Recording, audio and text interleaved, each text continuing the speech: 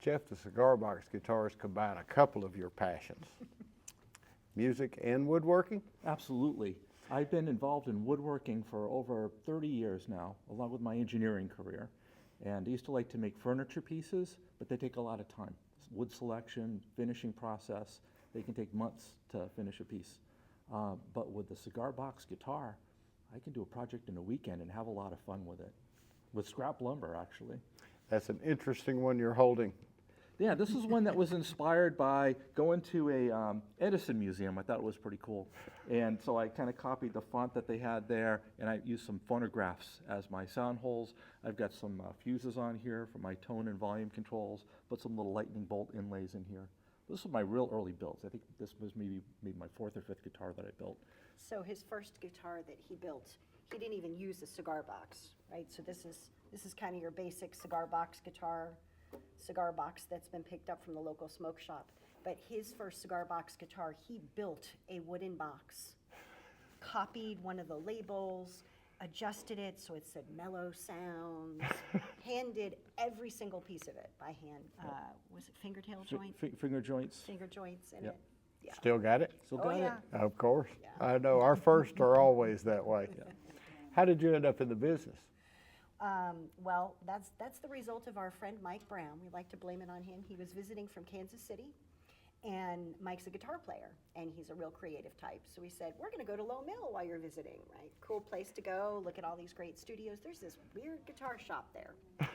And so we walk in there, and Mike's like, what is this all about? And Jeff and I are like, we're not going to touch anything because we don't play any instruments. Like, this is not our space. But Mike purchased a guitar and brought it back to our house. Thought he was going to put it in his luggage. And turned out his suitcase was just a tiny bit too short. And he's like, well, I'm just going to leave it here because I'm coming back to visit in a couple of months. And I'll pick it up then.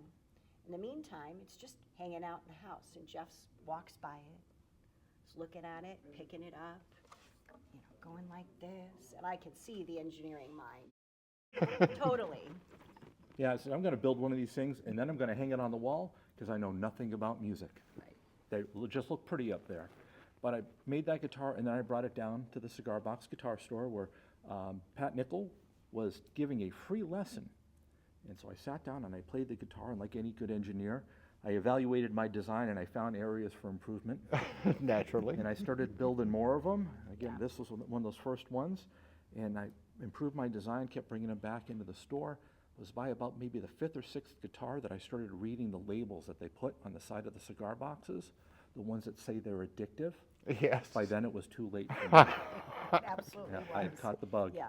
And so our daughter was in like the 5th or 6th grade at the time. She's really into Harry Potter. And she's rather musical, so he's like, I'm going to do a daddy-daughter thing. Builds her a Harry Potter-themed guitar. And the two of them start going down to take those free lessons every Right. Saturday that Pat Nickel was holding. And I was happy. I was at home on Saturdays just getting some alone time. I was like, this is great. And they would come home happy, just absolutely joyful. They'd walk in the door, they'd be giggling and laughing. What are you guys doing over there? What's going on? Mom, you should come do this. And I thought, no way. So I know I've told you before, I grew up in a family that can't clap to the beat of the music, but they're not just on 1 and 3. They are all over the place. I cannot do this. But, we raised our girl. You can do anything you put your mind to. So she says, Mom, you should come do this. I'm not going to go, oh, no, I can't do that. Right? That wouldn't be very good parenting. Okay, I'll go try that. So we all went down as a family in, let's see, what was that, June of 2019, during the Cigar Box Guitar Festival. They were giving free lessons. I held a cigar box guitar for the very first time and tried to play it. Did kind of a mediocre job, but it was easier than I thought it was. Got hooked, also, that addictive thing. So the three of us were taking lessons as a family for the better part of a year. Very nice. Pat Nickel was actually here last Saturday. He and my business partner Mike used to be a duo. They've known each other since high school. They were sitting in the back doing a little recording. They haven't let me hear it yet. Oh, nice. Very cool. And so how did it turn into a business? Well, Pat and his son John started the business back in 2010. It was one of the very first studios at Low Mill. Jeff and I and our daughter had been taking those free lessons 2019, early 2020, COVID hit, of course. Things shut down. And when things came back online, Pat was of retirement age. And he came to Jeff, who'd been putting guitars up on commission. He kept building these guitars and he didn't know what to do with them anymore, so they were gracious enough to let him have a little bit of space there in the mill and put them up on commission. And he came to Jeff and said, "You should buy the store." Yeah, and I said, Pat, that's a horrible idea because we've got our day jobs. How are Yes. we going to do this? And so I kind of pushed him back a little bit, and this went on for months. He kept, poking at Tara. Yeah. If you guys would be a good fit for this. It looks like you're having fun. I really want to retire. I want to spend more time on my boat. And I said, Pat, maybe in a few years when we're ready to retire, we can have this conversation again. And he says, well, I really don't want to do this anymore. I've been doing this for over 10 years now, and I'm just going to close the doors. And Tara and I had a conversation about what an important resource we saw this store as for Huntsville, for our community. We've got a lot of makers like myself who are looking for parts or ideas or want to talk to people about how to build something. Seen it as a great resource for those folks. And then people who want to come in and share music with each other. And we saw people like us who didn't have any music background at all find that joy in music and be able to share that in their families. We said, this is really important to have for Huntsville, so we got to figure out a way to keep this thing going. And so we thought, we'll take it over, but we're just kind of do the bare minimum, make enough guitars I can sell them and pay the rent, and that will be the business that we have. We had no idea that was not the business. No. Not at all. Very quickly, we realized that was not the business. Yeah, the business is not about selling art, it's about building community. And we Correct. bring people together every week in that store and teach them how to play these instruments. And it inspires them to do more. It's therapeutic. It helps brain development. Learning music is like learning another language. It exercises those same areas of the brain. We see six-string players who get inspired by trying something a little different, trying some different tuning. It's just, the impact that it has on people is just amazing. And I get to sit up there and do the lessons like Pat used to do. And I see that joy in everybody's face, everybody looking back at me, smiling while they're strumming away on these things. Tell me about, when are the lessons? How do people get involved? It's super easy. You just show up. So they happen every single Saturday from noon to 2. We've kept the tradition that Pat Nichols started back in 2010. We loan out guitars. There's never any obligation to buy anything. You show up and play for one song. You can stay for the whole 2 hours. And there's no sign-up required. It's very, very easy to get involved. And it's literally one finger and count to 4. Literally one finger and count to 4. We'll even show you how to hold the pick and how to hold the guitar. You keep telling me. I do. You gotta come in, I'm telling you. If I can do it, anybody can do it. Tell us about the festival. That is a long-running tradition.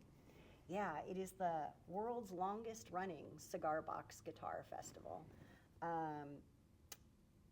Jeff and I took over for the 17th festival. We're going on the 5th one that we have organized. This year coming up will be year 21. It's always the weekend after Memorial Day. So sometimes that falls in May, sometimes that falls in June, sometimes it's a mixture. So this year it'll be May 30th, May 31st, and June 1st. Since we have taken over, we are focusing on raising money for music education. So this year we benefit the Microwave Dave Music Education Foundation, who's working real hard to put various music programs in schools, give music scholarships in the community, that sort of thing. Now this year we've also got some special events. We do. Because it's year 21, we're doing a little casino theme. We're going to have our Friday night concert event actually be a casino night right here in the showroom at AVIQ. We're going to have casino tables that are out there. We're going to have, of course, food and drink. And we're going to have the Cigar Box Serenaders out of New Orleans. Saturday, we're going to have seminars and workshops over at Low Mill that'll talk about building as well as songwriting and playing cigar box guitars, interviews with some of the musicians that are going to be there. And then Saturday night, we're gonna partner with the dance studio over at Low Mill and have a swing dance event. So we've had several groups of swing dancers that have been huge supporters of the festival these last few years, and now we're gonna actually give them a dance floor where they can rock out with April, May, and the June Bugs.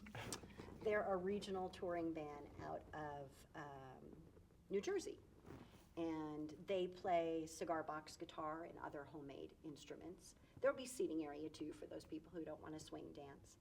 And then Sunday is our big day. So Sunday we are over at the Orion on the grounds there for the entire day. We're going to have during the day a free family-friendly community event with music and vendors and food trucks and meetups for the cigar box guitar aficionados and all sorts of fun things. Then we're gonna go dark in the afternoon for a couple hours, reset, and we're going to have a tremendous finale concert that I'm just so excited about. Last year, we had Gary Nichols, Grammy winner Gary Nichols, former frontman at Steel Drivers, playing cigar box guitar backed by the Fame Gang. Those are the session recording studio guys out of Fame Recording Studios. This year, we're gonna have them for 2 sets. We are gonna absolutely rock out. Gary's gonna be on a couple of different cigar box guitars again for the entire time, maybe a cigar box mandolin, a little bit in there. Kelvin Hawley, who is a longtime session recording player, started at 19 touring with Little Richard, and most recently recorded with Demi Lovato. So